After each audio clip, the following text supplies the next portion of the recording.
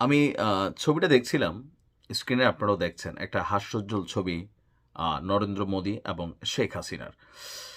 গতকালকে শেখ হাসিনার রায়ের পর সবচেয়ে বেশি প্রতিক্রিয়া ভারত দেখিয়েছে।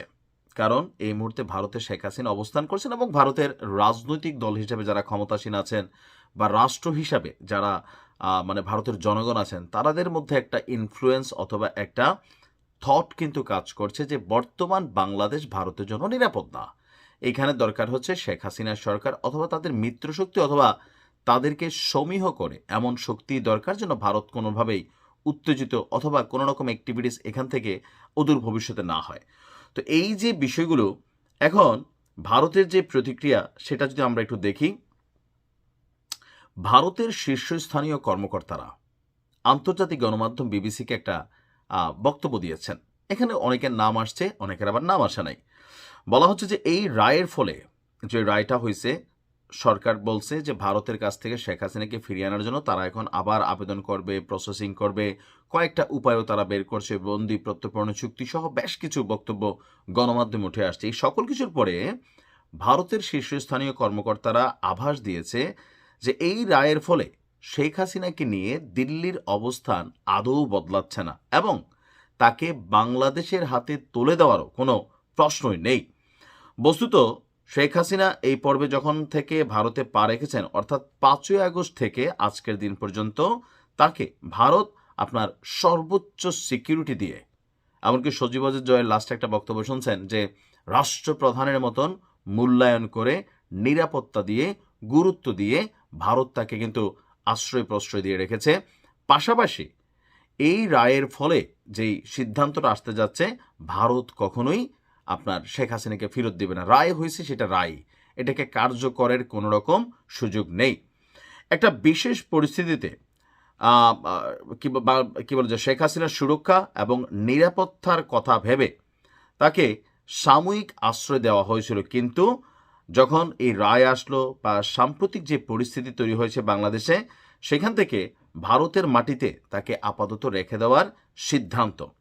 তো এখন প্রশ্ন উঠছে, দুই দেশের মধ্যে যে অপরাধী প্রত্যর্পণের চুক্তি আছে, তো সেই চুক্তির এখন কি হবে? ভারতের শীর্ষস্থানীয় কর্মীরা, যারা নেতারা আছেন বা প্রশাসন যারাই সামলায়, বিসিকে দেওয়া উত্তরে তারা বলছেন সেই চিঠি পাওয়ার পর বছর ঘুরতে চললেও ভারত সেই চিঠি নিয়ে এতদিন একেবারে চুপচাপ বসেছিল, কিন্তু এবারে হয়তো তা নিয়ে মুখ খোলার জন্য একটু তাদের উপর চাপ পড়বে। প্রত্যর্পণ চুক্তি অনুযায়ী শেখ হাসিনাকে ফেরত চেয়ে বাংলাদেশের পক্ষ থেকে ভারতকে একটি কূটনৈতিক পত্র বা নোট ভার্বাল পাঠানো হয়েছিল গত ডিসেম্বরে, আর এই ডিসেম্বর চলে আসছে।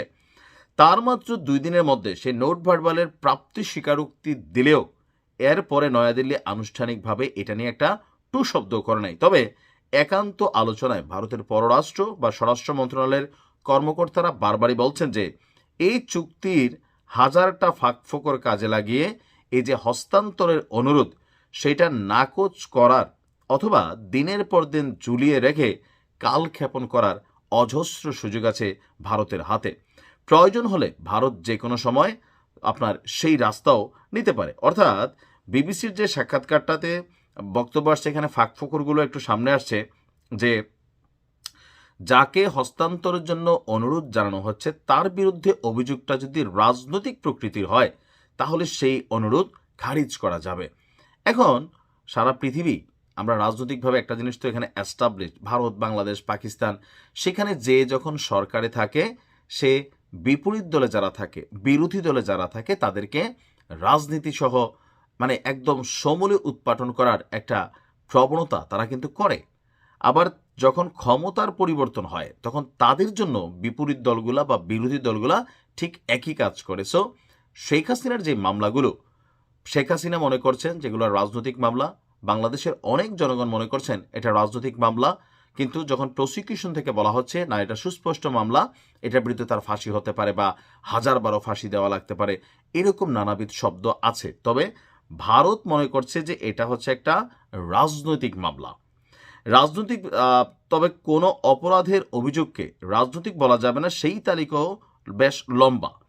আচ্ছা, এখন শেখ হাসিনার বিরুদ্ধে যেসব মামলা রুজু হয়েছিল তার মধ্যে অনেকগুলো মামলা খুবই গুরুত্বপূর্ণ, আর আপাত দৃষ্টিতে এগুলোকে রাজনৈতিক বলে খারিজ করা কঠিন হলেও এখানে যেহেতু শেখ হাসিনা একজন রাষ্ট্রপ্রধান ছিলেন, সেক্ষেত্রে বা ভারতের একটা খুবই বলা হয় যে কি বলা হয় যে আপনার সোজা হিসাব যে যথেষ্ট মিত্র হিসাবে কাজ করেছেন, সো সেই ক্ষেত্রে ভারত তাকে রাখবে।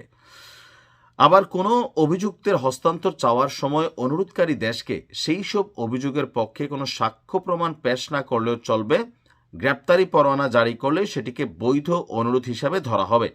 কিন্তু এরপরেও ওই ভারত বাংলাদেশের মধ্যে যে বন্দি বিনিময় চুক্তি আছে সেখানে এমন কিছু ধারা আছে যেগুলো প্রয়োগ করে অনুরোধ প্রাপক দেশ তা খারিজ করার অধিকার রাখে।